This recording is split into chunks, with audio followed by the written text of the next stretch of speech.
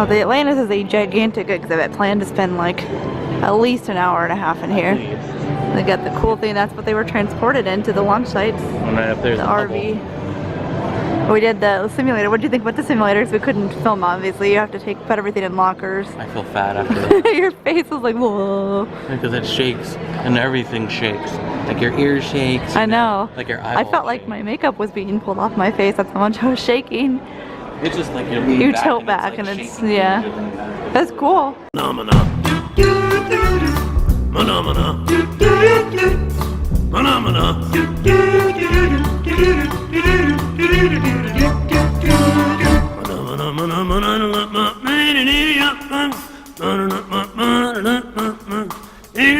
We are driving to Kennedy Space Center. Right now. Right now. Should be about a 30-minute drive from Cocoa Beach here. Mm-hmm. We made it.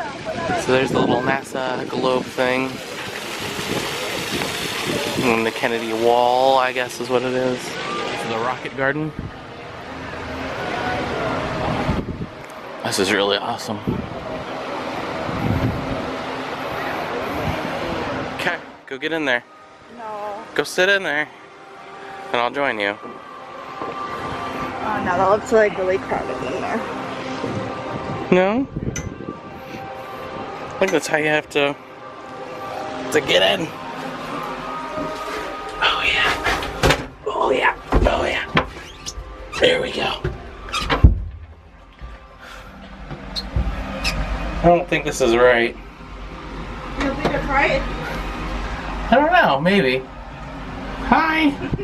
You want a picture of this? Juno 1 rocket. That's pretty cool. Wonder if they took out the engines, because you don't really see any of it. Did you get too close? Uh-huh. Yeah. You come running over, I know that you did something. We'll go run in there. Go ahead. Get wet.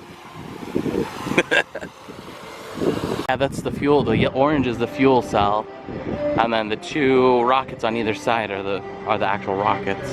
So I say the biggest tip if you're gonna come here so far, get here early because there's like nobody here. There is nobody here. Here like 20 minutes after they open. We were able to walk through that Mars Discovery, which it looked a little bit larger, but I guess it probably wasn't. I don't know.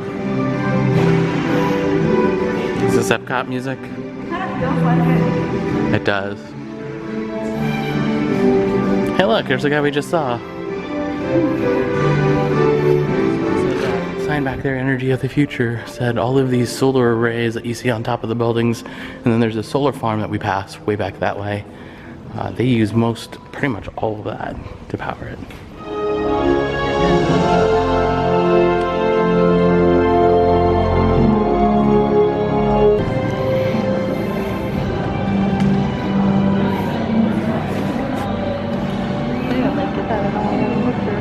So big.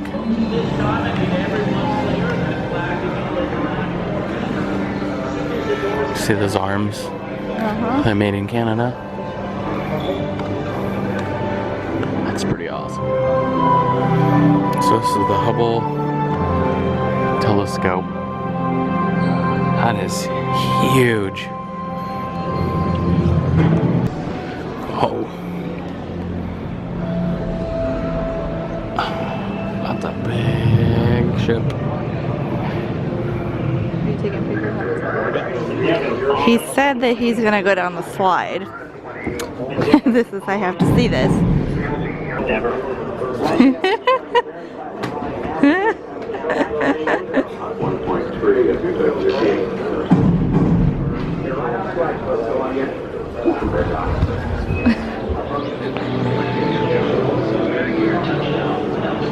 What is this?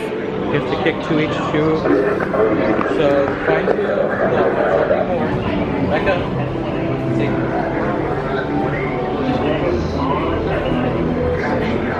So look for 2 blues and 1 red.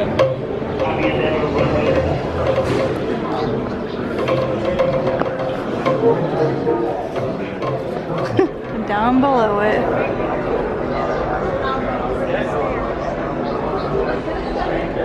So massive. So, Fancy Pants and me. We got, what? If you want to know, these tours This is kind of cool. So, sorry. What? are actually relatively affordable. They're like, Don't be acting, they're only like $150 a person. whatever. Don't be acting like we're all fancy, because we're not. Hey, we're sitting in like soft cushiony chairs Oh my god. while the So we got drenched with the wind and salt air from our hurricane, so that should See it come right back. there? Right up there. It's right here. Now the Eagles See it? are back in Basket looking town. thing? They go to the Carolinas for the hot summers, come back and raise a family, usually end of September. Reflects it. Figure 8 for Apollo 8 as well as the destination of the moon. Apollo 9 practice with the lunar lander in Earth orbit, Apollo 10 lunar orbit, and ready for our first landing attempt. 11 quarters of the shuttle tower still in place. SpaceX is removing the rotating structure just to the right of the tall tower. It used to wrap around the orbiter with cargo in while it was there, protecting it from the weather. And they're going to leave the main tower and enclose it for instrumentation. That's been out there for more than 30 years of shuttle flights. That piece of metal actually was the upper part of one of the orange towers that stood next to Saturn V. So a lot of history there. And that rocket that is going to be leaving next week is in there right now, I'm sure, because they're having the engine test on it on Monday. Going to the right of that, you'll be seeing that when we go down there, is Cape Canaveral and the northern launch pads on the military side. 10, 9, 8, 7, 6.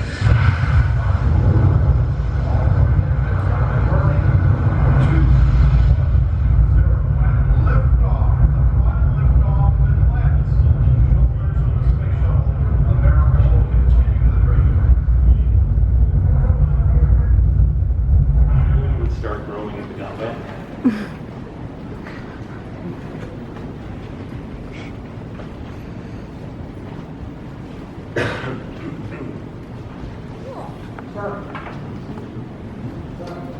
Crawlerway. Now we have a special stone roadway for really two good reasons. Number one, weight. The crawler transporter that we'll show you that moves everything by itself weighs over 6 million pounds. That's a lot. The launch platform that launches the shuttle is 9 million, and the shuttle stack itself only another 4.5 million pounds. And secondly, we're in Florida with soft, sandy soil. Mix that together, you'd sink right down. So to build this, we dug down about 8 feet, put in layers of hydraulic fill, crushed rock and limestone, and a topping of Alabama River rock. Under the treads, it crushes to dust, smooths the ride out. And we chose Alabama rock because unlike most rocks, if you hit it, bang it, or crack it, it will never ever spark. You don't want sparks with solid boosters right above you. Now, traveling about a half mile an hour with the spacecraft, it usually takes about 8 hours to get to the pad. An empty crawler, though, well, top speed is coming back empty is about 1 mile an hour. The crawler has driver's cabs at both ends. You don't turn something that big around, you drive it one way or the other. Over the treads are the great gigantic. columns of the hydraulic lifts that move the body up of it 6 feet or down 6 feet to pick up a platform. Can't believe how big that is. You know, I still... They have a large white piece of steel called a strongback that they build the rocket horizontally on. It goes up the hillside over the flame trench and then stood up hydraulically. It's in the building today. They are modifying it from the single Falcon 9 to be able to handle the triple. You know, the company that originally built the crawler transporters in the earlier 60s is now long out of business. So we do make all our own parts, do maintenance on them. The mileage isn't much to write home about even from the 60s. We get about 32 feet per gallon of diesel fuel. We don't joyride them, but we do run this one up about once a month and move it, keep it exercised for the commercial future. Again, in front of us, the first really new piece of equipment we built, the mobile launcher, the platform and tower for SLS. This weighs by itself 10.5 million pounds. Right now, it's 380 feet tall for the first version of the rocket. With a bigger upper stage to take us to Mars and beyond, they're going to make the tower taller also. This is the firing room, launch control for the Apollo mission. This is not a mock-up. These are the very consoles we sat at when men first took off to fly to the moon. The tragedy of Apollo 1 had put us a year and a half behind. We were making up for it in one big leap. This is launch control, T-minus 3 minutes and counting. We've completed our communications checks with the Apollo 8 astronauts in the cabin, and the communications are go. Coming up in 90 seconds, mark, T-minus 90 seconds and counting. The Apollo 8 crew standing by, Spacecraft Commander Frank Warner, Jim Lovell, Bill Anders. We now report that the liquid hydrogen tank on the third stage is pressurized. 1 minute and 15 seconds. 10,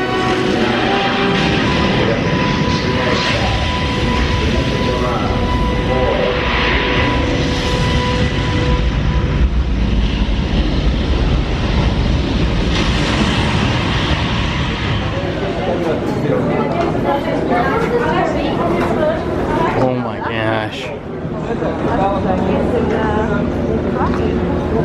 Look at that.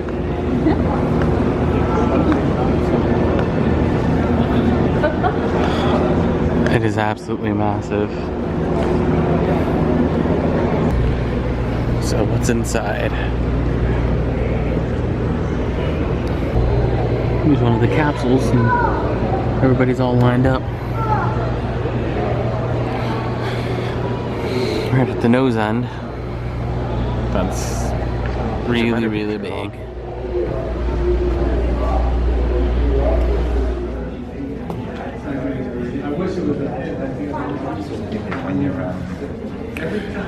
It's covered in moon dust.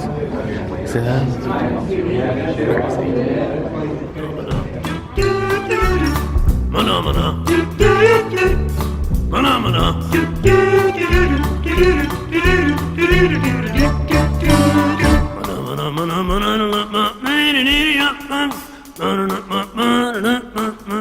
Crazy.